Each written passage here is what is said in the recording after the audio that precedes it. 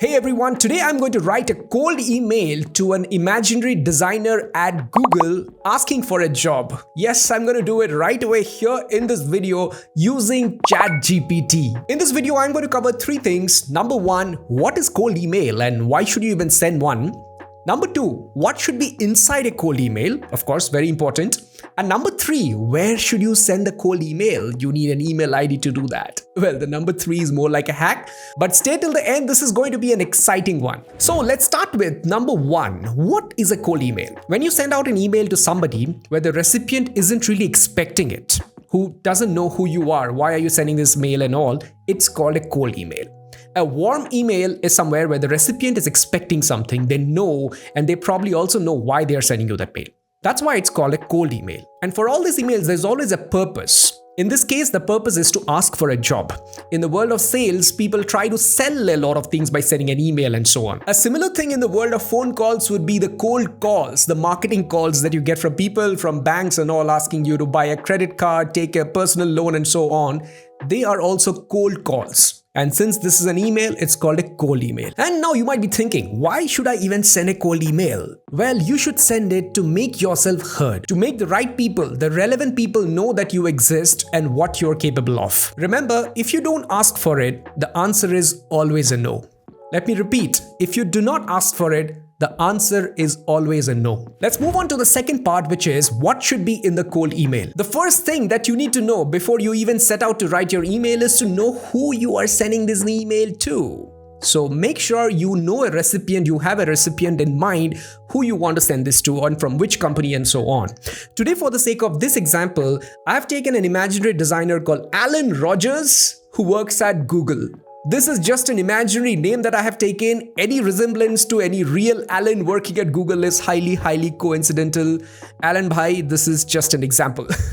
You see, a good cold email does three things right. It introduces you, it calls out what makes you special or unique, and how you can add value to them. In this process, you can tell your story, use your creativity to make yourself stand out or to make yourself unique. But remember, it is also very important to keep it concise. You see, these cold emails are just like the cold calls that you get for credit cards and loans and all, and we all know how annoying those calls are. These emails can also be annoying, especially if someone gets a lot of these emails. So it is very important for you to be concise and to the point. In fact, the simplest cold email can be as short as, hey, I'm so and so. I've been doing this for a while. I really want to work with you. Here is my portfolio, anticipating your reply. That's it. These 5 lines and done. This is a legit cold email. And if someone is really busy and they appreciate this kind of to the point and really straightforward stuff, it might work for them. But what I've observed is it usually works better when you tell a little more about yourself and how you are unique and different from the many other senders of emails. So in this video, we are going to focus on the slightly longer version of it, but it will still be concise and to the point, just that it wouldn't be those 4 or 5 lines that I have said a while back. So let's get right to business. Here we are at ChatGPT and I can send a message right away. Let me just go ahead and write a simple query and see what ChatGPT has to return, right? Since I was writing this email to Alan, let's write a cold email to Alan, a designer at Google, asking him to consider you for the role of interaction design at Google. Okay, so this simple query, let's see what ChatGPT has to say. I'm going to hit enter. And I'm using the free version of ChatGPT, by the way. I haven't paid anything. Okay, it already started doing something. Let's see. Okay, ready to add some interaction magic to Google's design team. That's the subject line. It says, hey Alan, hope this email finds you with well and caffeinated enough to conquer the day. Okay, I stumbled upon your awe-inspiring work at Google and couldn't resist reaching out. I mean, who wouldn't want to chat with the genius behind those jaw-dropping designs, right? And you can read through it. It has written a whole lot of things which are just generic stuff because it knows what Google is, it knows what design is, it knows what interaction design is, and then it went on writing stuff. It also introduced itself. So allow me to introduce myself. I am, your name, a fellow design aficionado. Man, I don't even know what the meaning of that word is. with a serious crush on interaction design. Okay, it has done a good job. But things are generic, so we are going to fix that very soon. But if you look at the tonality, it is very humorous, it is very casual, and that is because I had already entered something on my ChatGPT. Let me show that to you right away. When you open the sidebar and just go to custom instructions, this is a new feature on ChatGPT which was just released, or at least I got it 2 weeks or so. Here you can pre-feed ChatGPT a bit of information about yourself, right? The first thing is maybe a small introduction about yourself. What would you want ChatGPT to look like? It's showing you some suggestions, where are you based out of, what work you do and stuff. I've kind of kept this blank because I use ChatGPT for various purposes, and at times I wouldn't want it to, speak for someone like me. However, for tone, how would you like ChatGPT to respond? Here I have put it as semi-formal with a touch of casual humor here and there, right? So that's my way of talking usually when I'm conversing with someone or replying to a chat or email or so. That's my style. That's why I have put it. And that's why it was writing in that way. If you do not enter anything here, if you just delete it and save it, it will switch back to its usual way, which is mostly formal, actually very formal, right? So in my case, if I'm writing for my own self a cold email, a semi-formal casual humor is going to work because, I'm a designer and I work mostly for, new age tech companies and startups. So this kind of tonality might work, but then if you're going to apply, or if you're going to send a cold email, say for some finance role in some investment bank, then of course this is not going to work. So that goes without saying. So for now, I'm just going to keep this like this, and we will see what happens later, right? So I will just close it and I will hide the sidebar, and this is what it has given, right? It is generic, it is good, it is nice, it is generic. So if you are stuck and you do not know anything about it, maybe you can go ahead with something like this. But remember that you are not the only one who might send something like this. There could be a lot of people who might write similar generic emails generated by ChatGPT. So, it's not going to make your thing unique at all. So the first thing that we are going to do right now is write some pointers. I'll just go ahead and delete this because I want to start afresh next time when we come back with the pointers. Okay. All right. So here in Notion, I'm going to write about some of the talking points. Now, if you remember what a good cold email should have, it should introduce you. It should speak about what makes you unique or special, how you can add value to them. Essentially that, your story and stuff like that. So the story part will be generated by ChatGPT itself. Now the talking points are the points which I'm going to feed into ChatGPT to tell it about myself. I'm going to keep it very simple. The talking points can be about stuff which just qualifies you. Some of your qualifications could be, what you have studied or what you have done, your experience and stuff, or anything interesting about you which is relevant. Okay, so let's go ahead and write. I'm going to write it for myself. So I will start with, I am an engineer turned self-taught designer. Now, why it is important? Because, I'm a self-taught designer and I've also worked for a couple of years. So it shows that, I am self-starter, I can go and learn something new and stuff like that. So I feel that point is important. So I'm going to keep it. I'm also going to write about my college, my alma mater.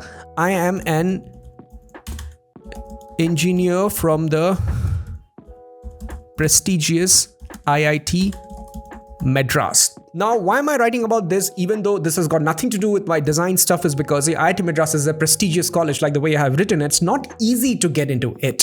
So the fact that, I could get into a college like this, it means that, I'm hardworking, I'm intelligent or whatever, right? So this feels like a right point to include here. And let's see how ChatGPT uses it, right? Other talking points could be about the work that I have done so far. Of course, I have more experience, but for this one, I'm going to reduce my experience just for this example. I'm going to say, I have 4 years of experience working for various startups in India. So it speaks a bit about my experience, and maybe I can add another pointer about the kind of companies that I have worked for. I have worked for housing.com, Zeta, and Swiggy. Now, I've said that I worked for 4 years, and I've also spoken about the different companies. Of course, I can go ahead and start speaking about some of these companies, but I wouldn't do that right away because this is a cold email and I need to keep it concise. the max to max, what I could do is I can simply say that, my present role is at Swiggy, where which is a hyperlocal delivery service based out of India or something like that. Let me add that. I presently work at Swiggy, which is, let me write it this way, India's largest hyper-local delivery company. Okay? Next, I'm also going to talk about the kind of work that I do, right? I have experience in working for 0 to 1, 1 to 10, and 10 to 100 products. Okay, now here I have used a special term. Now, what is 0 to 1, 1 to 10, 10 to 100? You might be wondering. So 0 to 1 is essentially a product which doesn't exist and you built it from scratch and brought it to reality. 1 to 10 is, okay, when it exists and then you've made it better and take it to the next level. And 10 to 100 is, when the company scales and stuff like that. So in my experience, I personally have done it. And I know it's a jargon which I would otherwise not want to write, but I want to see, how ChatGPT translate this. Does it even understand what a 0 to 1 product is or 1 to 10 product is? So I've just put it regardless. You can write it in simple words. You can say that I'm a product designer, I work for this and this, I was involved in maybe research, visual design, whatever, right? In one line, you can write it that way. Next, I'm going to talk about a bit of my process itself. And here, I'm going to connect it to my engineering background. Right? When I was writing about engineer, IIT Madras and stuff, now I'm going to connect and tie all of these things down. I understand technology because of my engineering background and strongly rely on data, user insights, and intuition while designing experiences. All right, so this speaks a bit about my process or my way of designing, and I've also nicely connected it with my engineering background because, hey, you know what? I work for tech companies, and so is Google because I'm writing a cold email to get into Google, which is also a tech company. So, I understand technology. It's not that I write code, but I understand technology, which is helpful in me doing my job, passively because it's a technology company after all. And I've also said that I rely on data, user insights, and intuition, which are kind of the three pillars of how you get insights. All right, so I think these are good enough talking points, like I said, and I want to keep it simple, basic stuff about me. In this, you can add more stuff as well, which is relevant. For example, if there is anything, which has inspired you, write about it. Another good thing that you could do is if the person you're writing to has actually inspired, certain part of their work has inspired you into doing something, you can mention about that. But do not fake it, write it only if it has actually happened. It could be, hey, Alan, 4 years back, I listened to your talk at a UX India conference and I was so inspired. Back then I was a student and that talk of yours actually inspired me to be a designer today. Right? I mean, write it only if it is true, something like that, which connects to the person. Or you could just write about a certain piece of work which that the person has done. For example, maybe peer-to-peer money transfer in Google Pay is so seamless or so nice. And if you know that it's that person or that person's team who has worked on, you can mention about that. I really like the simplicity or whatever, right? You could mention some of these things in terms of pointers. Right? Now, if you look at this, these are the pointers I will directly copy and paste on ChatGPT. And these are very simple points and they feel like as if I'm talking to a human. That's the whole point of AI, right? You speak or you instruct it in a way just like you would to a human. So let's go ahead and use these pointers and see how ChatGPT responds right now. So I'm going to copy all of them and I am back to ChatGPT. I'm going to write the same prompt that I had written before. Write a cold email to Alan, a designer at Google, asking him to consider you for the role of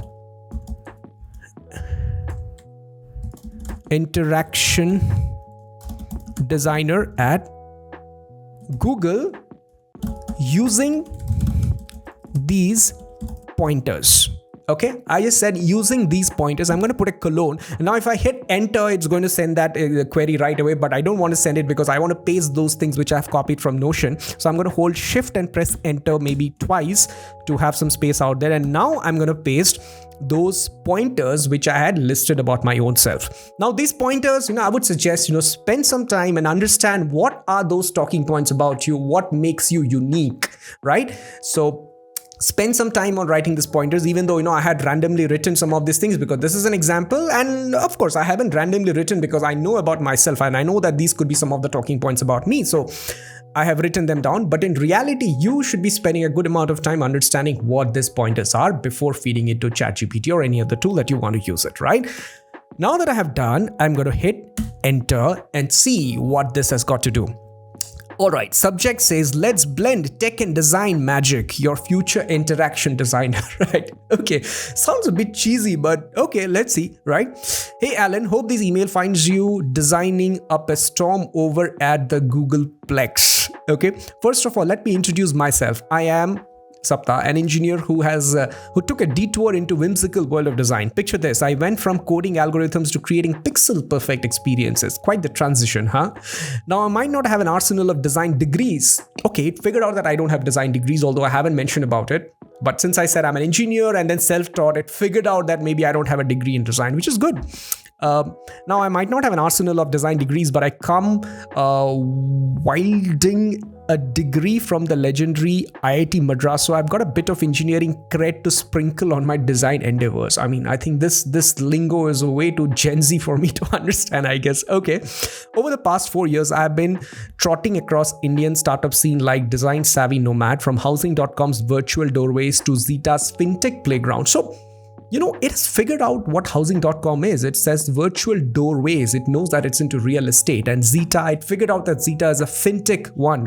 Even though I haven't mentioned anything about it, it figured it out automatically, to Zeta's fintech playground and the scrumptious world of Swiggy. I've been around the startup block, and let's not forget I'm currently crafting delightful digital experiences at Swiggy, India's hyperlocal delivery juggernaut. That's, of course, I had mentioned. Now here's where I like a unicorn in a sea of horses. Okay, so I'm calling myself a unicorn in a sea of horses, like, I'm the special one. Okay, my experiences span the entire product life cycle, whether it's a breathing life of a 0 to 1 concept. Okay, it figured out that 0 to 1 is a concept, scaling from 1 to 10, or fine-tuning a 10 to 100 product. Okay, so it knows what 0 to 1, 10 to 100, or 1 to 10 is. So that's nice. That's nice. I've got my design wand ready at every stage. But wait, you might wonder, how does this engineer turned designer keep the tech mojo alive? Great question. My engineering roots run deep, giving me a knack for dancing with data and technology. So, I had mentioned in my process that I'm data driven. I like to look into data or consult data before designing. It is connecting it with my technology background. I was saying that I understand technology, but I didn't mention anything after that. I directly got into my process, but it connected both of them. It figured out that, hey, data is the technical side. Data can be the technical side. So it has written it like that. Giving me a knack for dancing with data and technology. Okay, I'm all about fusing the left brain logic with right brain creativity. Plus, I've got a sixth sense for picking up user vibes. I also mentioned about intuition, so it used the word sixth sense. Okay, because casual tone. Thanks to the cocktail of data, insights, and just a dash of intuition. Okay.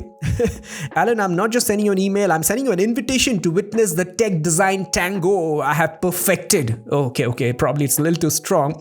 If you're open to it, I would love to chat and give you a taste of how I can bring a sprinkle of magic to Google's design universe. Looking forward to the possibility of brewing something awesome together. Stay creatively caffeinated. Your name, your contact info. Of course. Okay, I think this is amusing. This is nice, of course. But I will make some change to it, right? I wouldn't directly use it because there are some of the things which I felt were over the top, which doesn't need to be that dramatic. In some of the places where where it has said that I have perfected and stuff, I think I do not want to use any superlatives like that because when you're presenting yourself, it is best to be a little humble and not just say that, hey, I'm great at that and I have perfected this and all. Let them figure out if you're perfected or not. And if you have, they will probably hire you, right? So maybe not the best thing to write on a cold email. At least I wouldn't think about it. If you want to, go ahead and write, but I think I will tweak a bit in this, right? Now in this, of course, the tone is also a way too casual. Maybe, yeah, I like casual, but this probably is a little too casual, right? So I will try to tone these things down a bit, right? But of course, if that's what your personality is, you should directly use the same tone as well. So what I will do is I will copy and paste and bring it back to Notion and make some minor edits before sending it to Alan. Okay, now in this regard, you should be careful that generating something using AI can be very addictive. You give some instructions and it gives you such nice output. It can be very addictive and you might feel like, okay, let me go ahead and tweak the instruction and to see if I get it in the way I want, exactly in the way I want. But, try not to get into that loop because the AI is there to help you out, to make your work faster and better. And it's not about getting everything done by AI. It's to see, what AI can do for you and where it is better if you do some manual intervention. Of course, I can go and tweak my prompt and get the exact thing out of it. But I feel that if I rather manually tweak it, it would be faster rather than perfecting my prompt out there, right? So I'm going to copy this and bring it to Notion and see what I can do out here. Okay, so I will just copy it, including the subject line. I like the subject line as well. So here were my pointers and this is the email. I will give it a heading 1 and I'm going to paste it. Okay, it says, subject, let's blend tech and design magic, your future interaction design.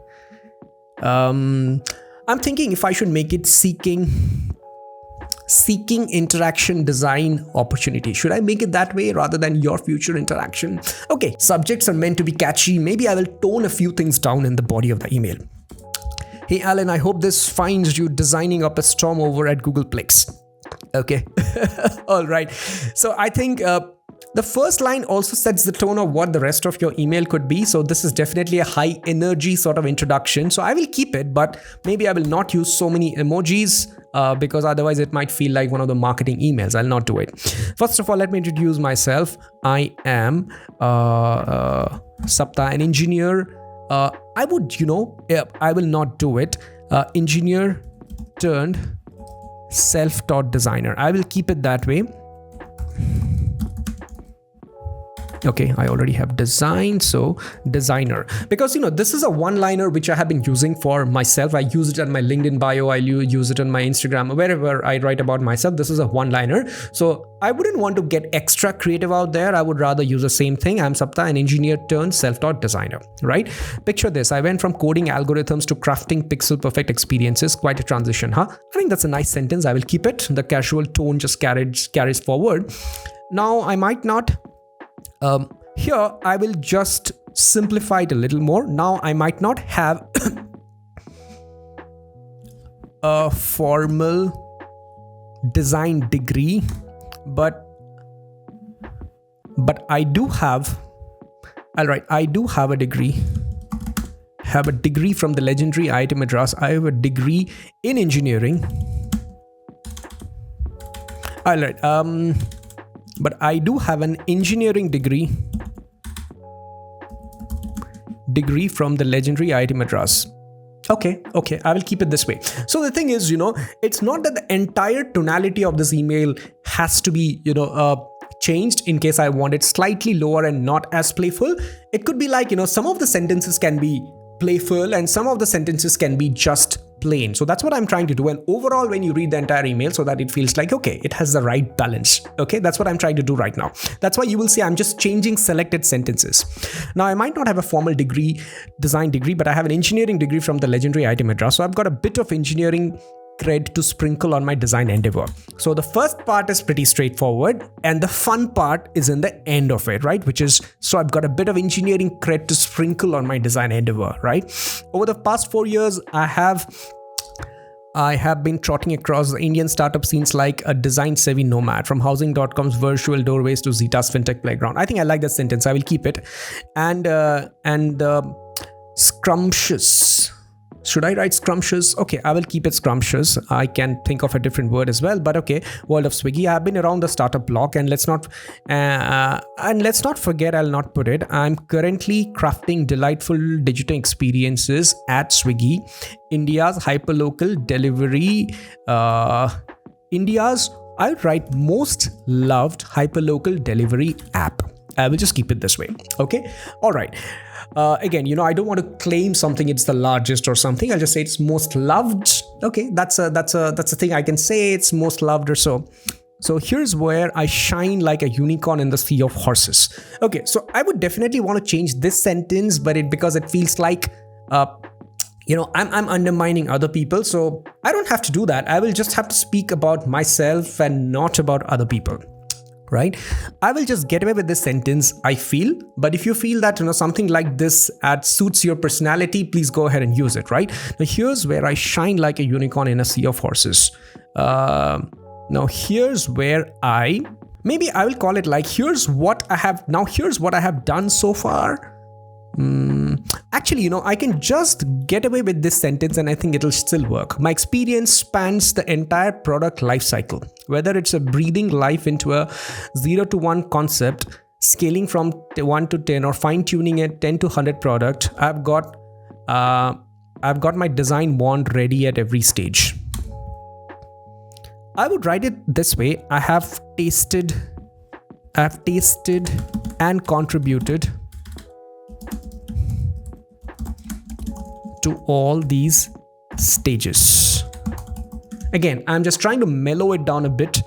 But wait, you might wonder, how does this engineer turned designer keep the tech mojo alive?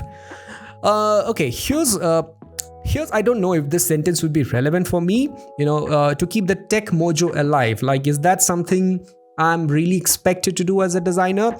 I don't know.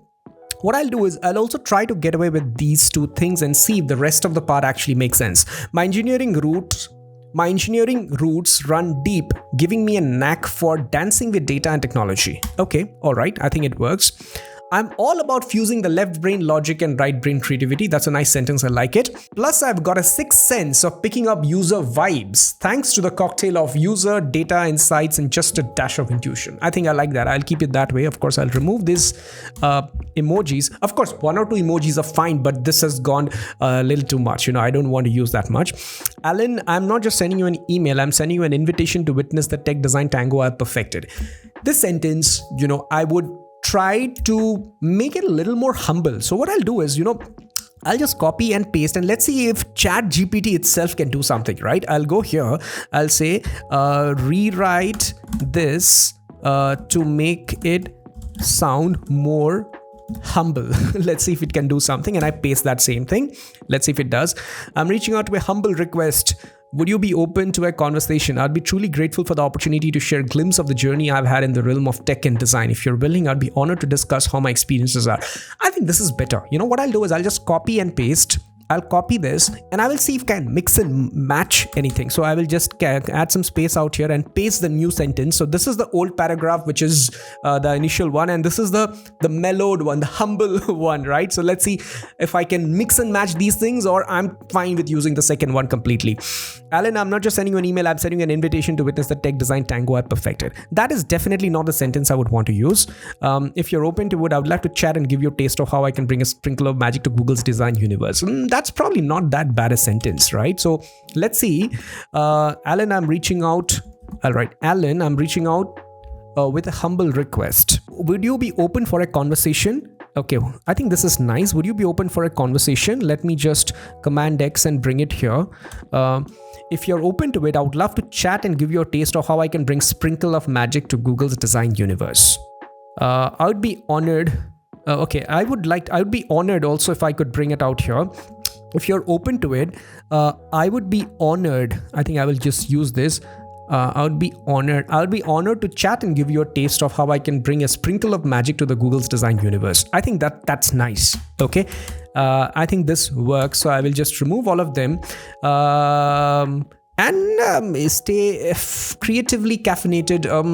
I will just make it cheers, right? And I will write down my name and my contact information. So let's just go ahead and read it once again. Hey Alan, hope this email finds you designing up a storm over at Googleplex. Sets the expectation in a big bang, nice way.